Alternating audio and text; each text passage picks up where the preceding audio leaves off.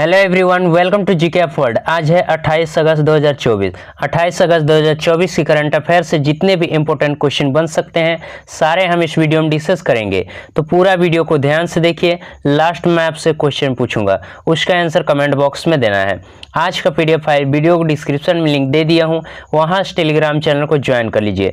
वहाँ पर सारे पीडीएफ फाइल आपको एक साथ मिल जाएंगे।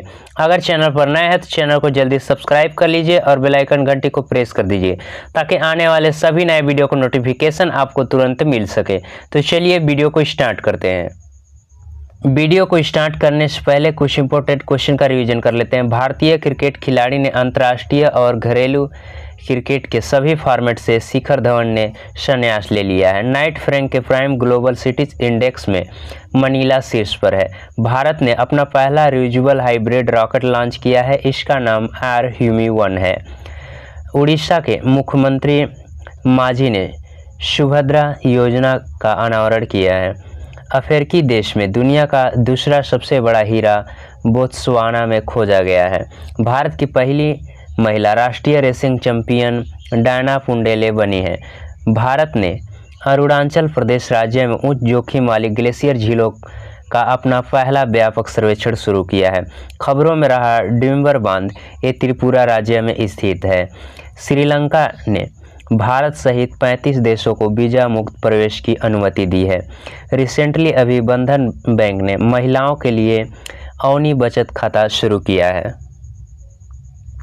आज का पहला क्वेश्चन है, केंद्र शासित प्रदेश लद्दाख में कितने नए जिले बनाए जाने की घोषणा की गई है? तो अभी केंद्र शासित प्रदेश लद्दाख में 5 नए जिले बनाने की घोषणा किया गया है। तो इस क्वेश्चन का सही आंसर हो जाएगा सी।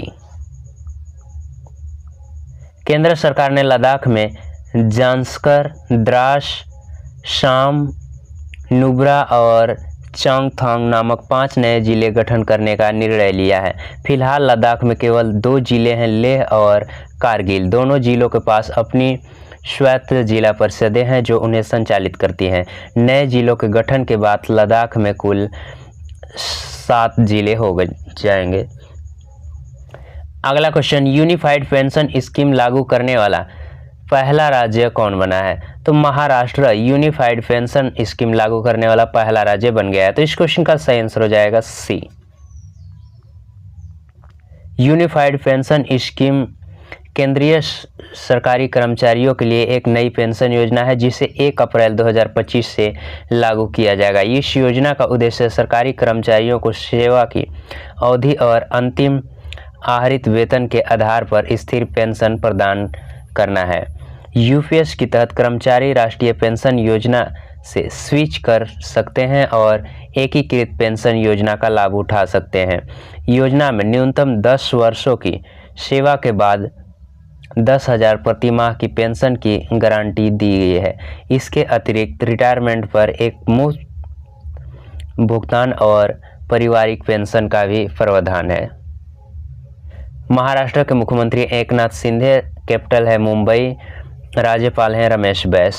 नेशनल पार्क है संजय गांधी राष्ट्रीय उद्यान, नवेगांव राष्ट्रीय उद्यान और पेंच राष्ट्रीय उद्यान। करंट अफेयर की बात करें तो महाराष्ट्र ने 2024 के लिए सर्वश्रेष्ठ कृषि राष्ट्रीय पुरस्कार जीता है। सुजाता सौनिक महाराष्ट्र की पहली महिला मुख्य सचिव बनी है। महाराष्ट्र में भारत की सबसे बड़ा डीप ड्राफ्ट बंदरगाह बनाया जाएगा। 27वें राष्ट्रीय युवा महोत्सव का आयोजन नासिक में किया गया है। महाराष्ट्र पुलिस का नया डीजीपी रश्मि शुक्ला को नियुक्त किया गया है। एफडीआई का सबसे बड़ा प्राप्तकर्ता राज्य महाराष्ट्र बना है। अगला क्वेश्चन, हाल ही में बांग्लादेश क्रिकेट बोर्ड का नया अध्यक्ष किसे चुना गया है? तो अभी जय शाह को बांग्लादेश क्रिकेट का नया अध्यक्ष चुना गया है। तो इस क्वेश्चन का सही आंसर हो जाएगा सी।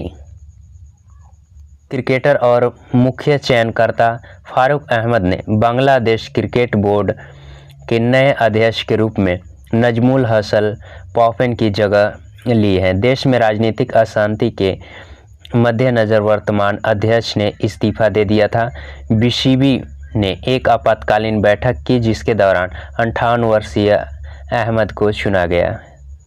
अगला क्वेश्चन, हाल ही में चर्चे में रहा राइट टू डिस्कनेक्ट कानून किस देश से संबंधित है?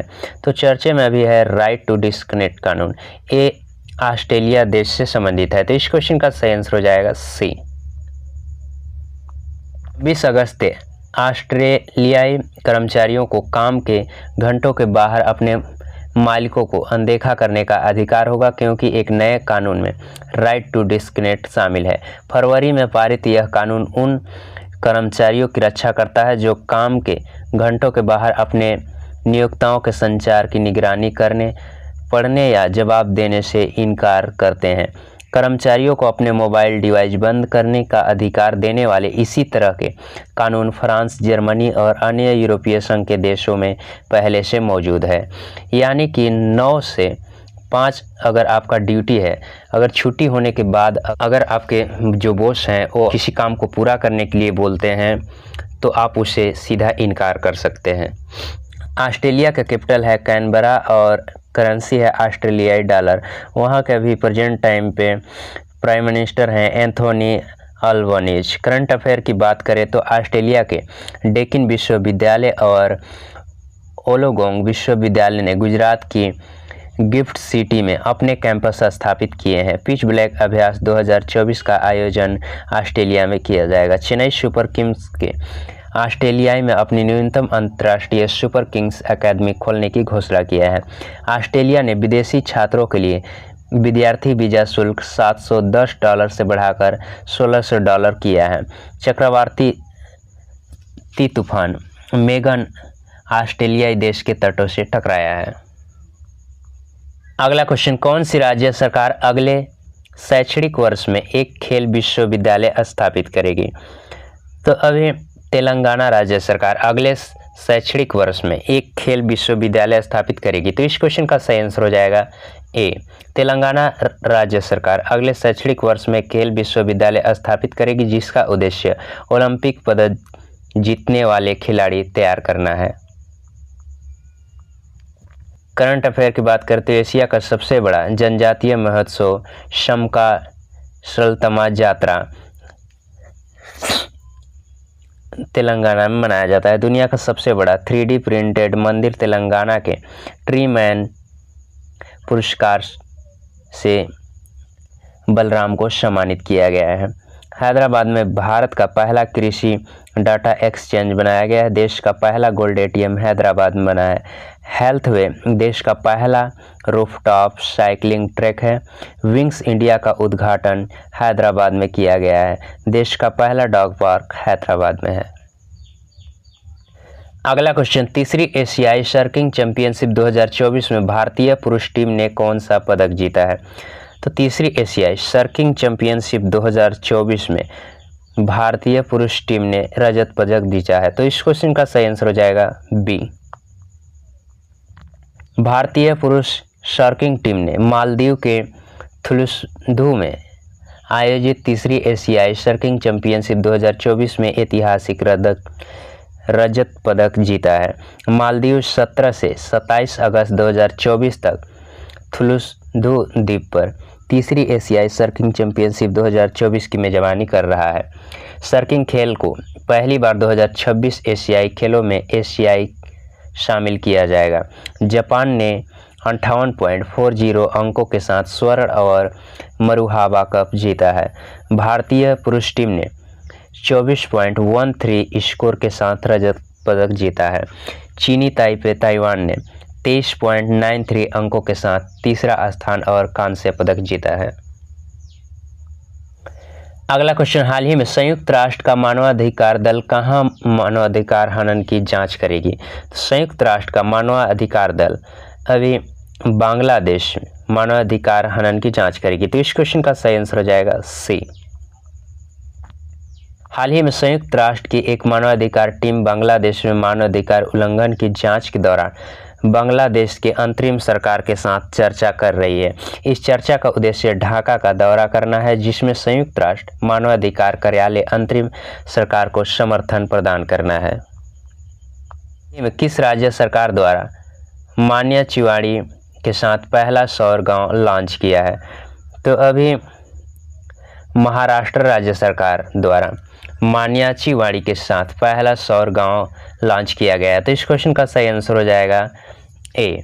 हाल ही महाराष्ट्र के मुख्यमंत्री एकनाथ शिंदे ने राज्य के पहले सौर गांव का उद्घाटन किया है।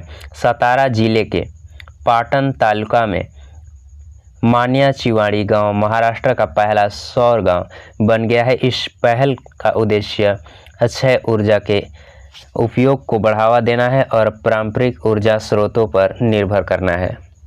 अगला क्वेश्चन, हाल ही में किसने किसानों के संवाद के लिए किसान की बात रेडियो कार्यक्रम लॉन्च किया है? तो अभी शिवराज सिंह चौहान ने किसानों से संवाद के लिए किसान की बात रेडियो कार्यक्रम लॉन्च किए हैं। तो इस क्वेश्चन का सही आंसर हो जाएगा ए। रिसेंटली अभी किसानों से जुड़े उनकी समस्याओं को समझने के लिए कृषि मंत्री शिवराज सिंह चौहान ने किसान की बात नामक एक मासिक रेडियो कार्यक्रम लॉन्च किया है। यह कार्यक्रम प्रधानमंत्री नरेंद्र मोदी के लोकप्रिय रेडियो कार्यक्रम मन की बात से प्रेरित है। इसका उद्देश्य किसानों को मंत्री, कृषि वैज्ञानिकों और मंत्रालय के अधिकारियों से बातचीत करने का मौका देना है। अगला क्वेश्चन, हाल ही में उत्तर भारत की सबसे बड़ी फ्लोटिंग सौर परियोजना कहाँ शुरू हुई है?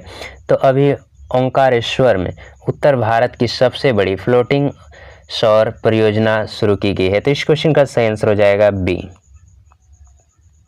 मध्य प्रदेश के ओंकारेश्वर में 90 मेगावाट ऊर्जा उत्पादन करने वाली मध्य और उत्तर भारत की सबसे बड़ी फ्लोटिंग सौर परियोजना चालू की गई है। राज्य के अक्षय ऊर्जा मंत्री राकेश शुक्ला ने एक बयान में कहा कि 646 करोड़ रुपए की लागत वाली ओंकारेश्वर फ्लोटिंग सोलर परियोजना चालू हो गई है।